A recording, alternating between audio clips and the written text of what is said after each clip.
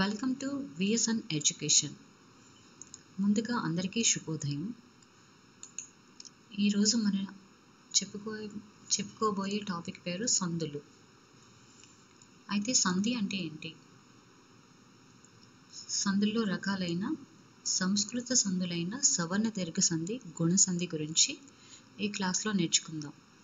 ఉదాహరణలతో చాలా సులభంగా మీ అందరికీ అర్థమయ్యే విధంగా నేను ఎక్స్ప్లెయిన్ చేస్తాను. చక్కగా వినండి.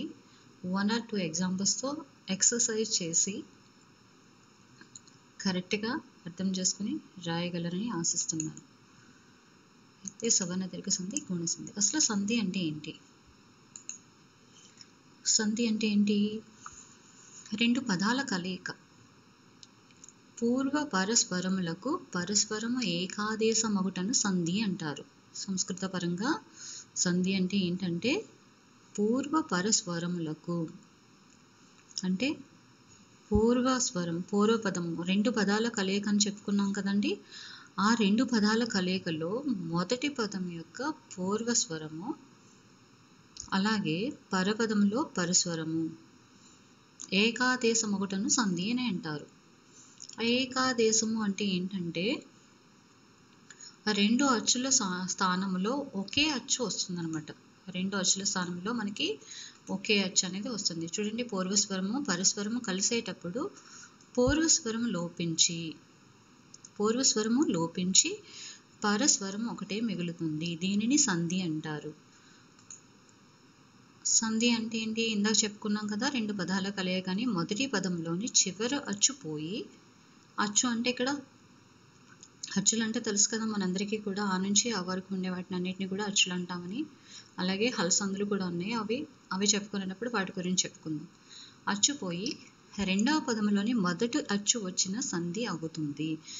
ఒక్కసారి ఉదాహరణతో మనం విపులంగా నేర్చుకుందాం. ఏంట్రా బాబు ఈ టీచర్ పూర్వస్వరం అంటున్నారు, అసలు స్వరం అంటే ఏంటి, పరస్వరం అంటున్నారు, ఏకాదశం అంటున్నారు, ఏంటో సంధి అంటే అర్ధరహితంగా ఉంది అనుకోవద్దు. ఒక్కసారి ఉదాహరణ చూడండి, మీ అందరికీ చక్కగా అర్థమవుతుంది. ఇక్కడ రెండు పదాల కలయిక అని చెప్పుకున్నాం కదండి. సంధి అంటే ఏంటి? రెండు పదాల కలయిక. మీకు సంధి అంటే ఏంటో ఇక్కడ క్లారిటీ వచ్చేయాలి. ఈ సంధులు అనేవి మనకి 6వ తరగతిలో మొదలయ్యి మన డిగ్రీ వరకు కూడా, అంటే ఇంటర్ తెలుగు తీసుకుంటే కనుక ఇంటర్ డిగ్రీలో కూడా ఉంటాయి, లేదంటే 10వ తరగతి వరకు కూడా అందరికీ ఉపయోగకరంగా ఉంటాయి అన్నమాట. అయితే రాముడు అతడు, దీంట్లో రెండు పదాలు ఉన్నాయి, రాముడు ఒకటి, అతడు ఒకటి, రెండు పదాల కలయిక. ఇక్కడ ఏమన్నాము? మొదటి పదంలోని చివరి అచ్చుపోయి అంటే రాముడు. ఇక్కడ డు అనేది మనకి హల్లు, కానీ అక్కడ శబ్దం లాస్ట్లో శబ్దం మనకి ఏమి వినిపిస్తుంది? రాముడు. ఊ అనే శబ్దం వినిపిస్తుంది. ఇలా ఈ అచ్చు పోయి రెండవ పదంలోని మొదటి అచ్చు వచ్చిన సంధి అవుతుంది. ఇక్కడ చూడండి, కలిపినప్పుడు మనకి రాముడు ప్లస్ అతడు, రాముడతడు. ఇది పూర్వపదం అనుకుంటే ఇది పరపదం. ప్రతి పదంలో కూడా పూర్వపదం ఉంటుంది, పరపదం ఉంటుంది. పూర్వపదం చివర ఏ అచ్చు ఉంది మనకి? ఊ. ఇందా చెప్పుకున్నాం కదండి, ఊ, రాముడు, ఊ. అలాగే మొదటి పదంలోని మొదటి అచ్చు ఇక్కడ ఏముంది? ఆ ఉంది. దీన్ని పూర్వస్వరం అంటారు, దీన్ని పరస్వరం అంటారు. చూడండి, పూర్వ పరస్వరములకు పరస్వరం ఏకాదేశం ఒకట. ఇక్కడ పూర్వస్వరము, ఇక్కడ పరస్వరము. కానీ మనకి ఏకాదేశం అంటే ఈ రెండు అచ్చుల స్థానంలో ఒకే అచ్చు వచ్చింది. చూడండి, ఇక్కడ రాముడతడు కలిపినప్పుడు రాముడతడు, అతడు, రాముడతడు. ఈ ఉకారం అనేది పోయింది. ఇలా మనం సంధి గురించి సులభంగా అర్థమయ్యేటట్లు నేర్చుకోవచ్చు. రాముడ్ ప్లస్ ఓ ప్లస్ అతడు, రాముడతడు. పూర్వస్వరం అంటే ఏంటో అర్థమైంది కదండి మీ అందరికీ. ఇప్పుడు పరస్వరం అంటే అర్థమైంది కదా. ఏమీ లేదు, పూర్వస్వరం అంటే విడదీసిన పదంలో చివరి అక్షరము యొక్క స్వరంని పూర్వస్వరము అని అంటారు. పరపదం యొక్క మొదటి అక్షరాన్ని పరస్వరం అని అంటారు. పూర్వ పరస్వరాల కలయికనే మనం సంధిగా చెప్పుకోవచ్చు. ఏకాదేశం ఒకటి అంటే ఏంటి? అక్కడ రెండు అక్షరాల స్థానంలో ఒకే అక్షరం వస్తుంది. ఈ రెండు అక్షరాల స్థానంలో ఒకే అక్షరం వచ్చింది. ఇక్కడ చూడండి, 5 అక్షరాలు ఉన్నాయి, 1 2 3 4 5 6. కానీ ఇక్కడ 5 అక్షరాలు ఉన్నాయంటే ఈ రెండిట్ల స్థానంలో పరస్వరం వచ్చింది ఇక్కడ రాముడతడు. ఓకే, నెక్స్ట్ ఇప్పుడు మనం సవర్ణ దీర్ఘ సంధి అంటే ఏంటి? సవర్ణ అంటే ఇక్కడ ఒకే రకమైన అచ్చులకి దీర్ఘం. ఒకసారి చూద్దాం సవర్ణ దీర్ఘ సంధి అంటే ఏంటి. ఆ ఈ ఊ అరులకు సవర్ణములైన అచ్చులు పరమైనప్పుడు వాని దీర్ఘములు ఏకాదేశమగును. ఆ ఈ ఊ అరులకు సవర్ణములు అంటే ఒకే రకమైన అచ్చులు పరమైనప్పుడు వాని దీర్ఘములు ఏకాదేశమగును. అంటే ఈ రెండు అచ్చుల స్థానంలో వాని దీర్ఘం వస్తుందన్నమాట. ఆ ప్లస్ ఆ ఈక్వల్ టు ఆకారం వస్తుంది కదండి, అది వస్తుంది అనమాట. అలాగే ఈ ప్లస్ ఈక్వల్ టు ఈకారం, ఊ ప్లస్ ఊ ఈక్వల్ టు ఊకారం, అలాగే అరు ప్లస్ అరు ఈక్వల్ టు అరుకారం వస్తుంది, దీర్ఘం వస్తుంది అనమాట. ఒకసారి ఉదాహరణ చూద్దాం. ఇక్కడ సీతాద్రి ఏంటది? సీతాద్రి అనే ఉదాహరణని మనం తీసుకున్నాం. అయితే దీన్ని విడదీసినప్పుడు ఎలా విడదీస్తాము? దీంట్లో రెండు పదాలు ఉన్నాయి కదండి, సీత ప్లస్ అద్రి, సీతాద్రి. ఇక్కడ త అంటే ఆనే అచ్చు ఉంది ఇక్కడ, అలాగే ఇక్కడ ఆనే పూర్వపదం యొక్క చివరిన ఏ స్వరం ఉంది? ఆ అనే స్వరం ఉంది. ఇక్కడ మొదటి పదంలో ఆ అనే స్వరం ఉంది. ఆ ప్లస్ ఆ ఈక్వల్ టు మనకేమవుతుంది? ఆ అవుతుంది. అంటే ఇక్కడ దీర్ఘంగా మారుతుంది అనమాట.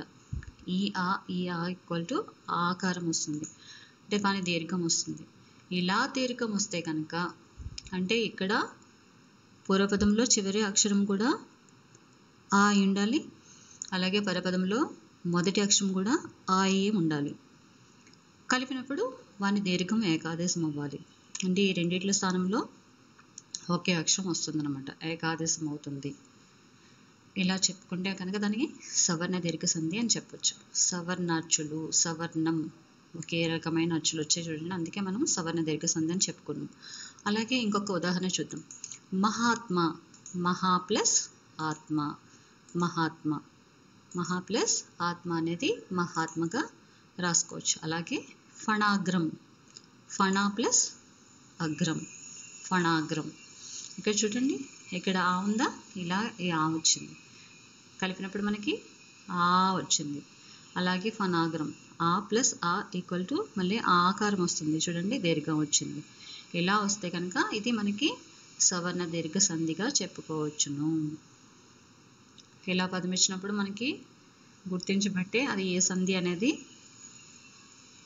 ఒకసారి సూత్రం గుర్తు చేసుకుని ఆ కలిపినప్పుడు దానికి దీర్ఘం ఉందా లేదో చూసుకుంటే సవర్ణ దీర్ఘ సంధి అని చెప్పొచ్చు. సవర్ణాచ్చులు ఉన్నాయో లేదో తెలుసుకోవాలి ఫస్ట్ ఈ విడదీసినప్పుడు. మరికొన్ని ఉదాహరణలు సవర్ణ దీర్ఘ సంధి గురించి నేర్చుకుందాం. పరమాన్నము ఏంటది? పరమాన్నము, పరమా ప్లస్ అన్నం, పరమాన్నం. ఇక్కడ ఆకారం వచ్చింది, ఇక్కడ అకారం వచ్చింది. ఆ ప్లస్ ఆ ఈక్వల్ టు ఇందాక ఏం చెప్పుకున్నాం మనం? ఆ అంటే దీర్ఘం వస్తుంది. సవర్ణాచ్చులు వాటి దీర్ఘములు ఏకాదేశం అవుతాయి కలిపినప్పుడు.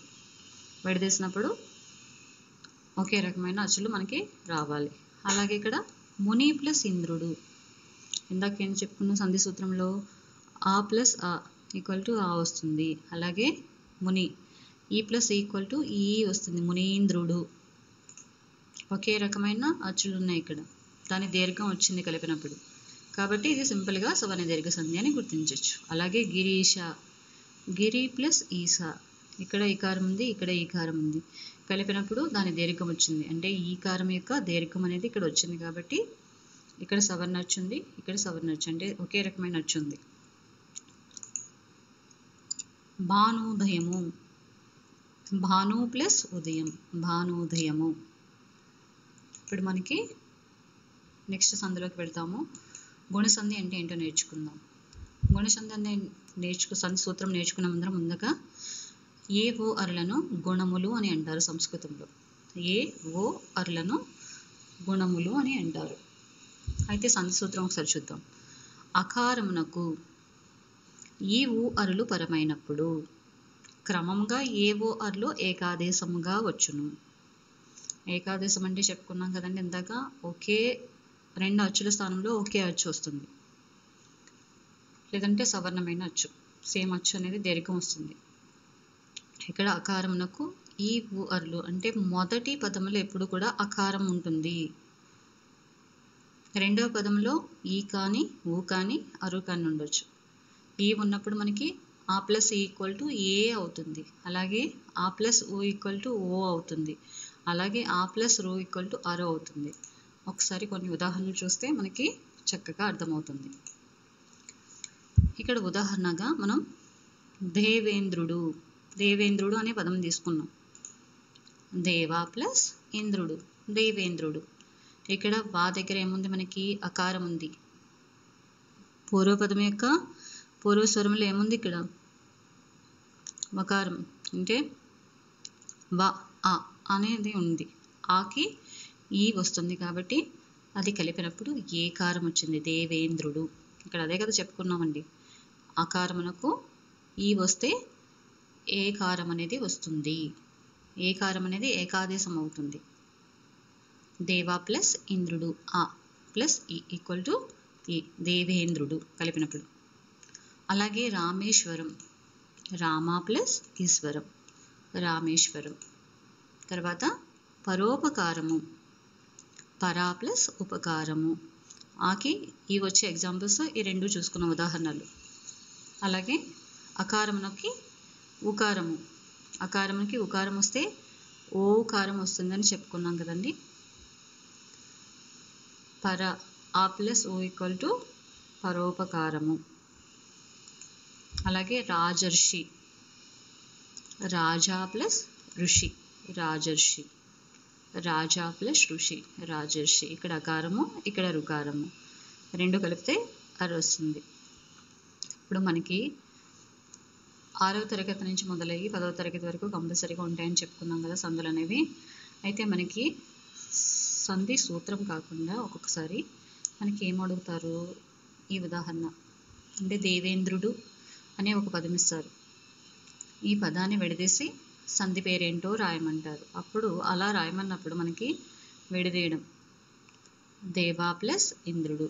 ఇక్కడ అకారం ఉంది, ఇక్కడ ఈకారం ఉంది, కలిపితే ఏకారం వచ్చింది కాబట్టి ఇది గుణసంధి అని రాయగలగాలి. అలాగే రామేశ్వరం, అకారము ఈకారము కలిపితే ఏకారం వచ్చింది. అలాగే ఇక్కడ పరోపకారము, పర ఆ ప్లస్ ఓ ఈక్వల్ టు ఓ, పరోపకారము. ఇక్కడ అకారము అకారమునకు రు, పరమైతే అర్, ఏకాదేశం అవుతుంది. సంధి సూత్రాలు ఎవరు కూడా బట్టి పట్టనవసరం లేదమ్మా. చక్కగా అర్థం చేసుకొని వింటే బాగా అర్థమయ్యి ప్రాక్టీస్ చేస్తే మీకు గుర్తుండిపోతుంది అలాగా. నెక్స్ట్ ఇంకొక ఉదాహరణ, కొన్ని ఉదాహరణలు గుణసంధి గురించి చూద్దాం. Khagendra, ఖగా plus Indra, ఖగా plus Indra. ఇక్కడ చూడండి అకారం ఉంది ఈ ఉంది కాబట్టి ఏకారం అని చెప్పుకున్నాం కదా మనం. ఖగేంద్రము, ఖగేంద్రము, ఖగేంద్ర, ఏ అనేది వస్తుంది ఇక్కడ. ఆ ప్లస్ ఈక్వల్ టు ఏ వచ్చింది కదా కాబట్టి ఇది గుణసంధి. అలాగే సర్వేశ్వర, సర్వ ప్లస్ ఈశ్వర, సర్వేశ్వర. ఇక్కడ అకారము ఇక్కడ ఈకారము, ఈ రెండు కలిపితే ఇక్కడ మనకి ఏకారం వచ్చింది, సర్వేశ్వర. మహర్షి, మహా ప్లస్ ఋషి, మహర్షి. ఇక్కడ అకారం ఉంది ఇక్కడ రుకారం ఉంది, ఆ ప్లస్ రు కలిపితే అర్కారం వస్తుందంటే మహర్షి. అలాగే రాజర్షి, రాజా ప్లస్ ఋషి, రాజర్షి.